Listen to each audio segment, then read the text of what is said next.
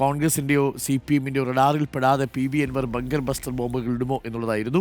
എന്തായാലും UDF-ന്റെ ബങ്കർ ബസ്റ്ററാണ്. മനോഹരമായ ചിത്രം കൂടി ചന്ദ്രിക ആദ്യ കവർ പേജിൽ തന്നെ നൽകുന്നുണ്ട്. ആഞ്ഞടിച്ച് ഭരണവിരുദ്ധ വികാരം, UDF നേടിയത് ചരിത്ര വിജയം.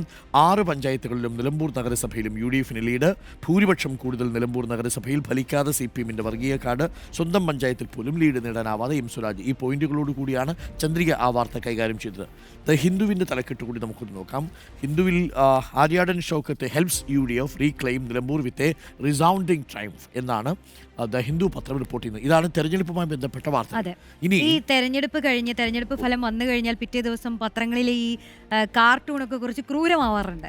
അപ്പൊ ഞാൻ ഈ കാകദൃഷ്ടി നോക്കുമ്പോഴേ എം സ്വരാജിന്റെ സ്വന്തം പഞ്ചായത്തിൽ UDF-ന് ലീഡ്. അപ്പൊ സ്വരാജിന് കൊടുത്തിട്ടുണ്ട് അതിന്റെ താഴെയായിട്ട് പോത്തുകല്ലിനെന്ത് പരിണിത പ്രജ്ഞ. നിലമ്പൂരിൽ എം സ്വരാജ് തോറ്റു. കുഞ്ചുകുറുപ്പിനകത്താണ് എഴുത്തുകാർ പിന്തുണയുമായി വന്നത്. ഒന്നും പ്രതീക്ഷിച്ചല്ല.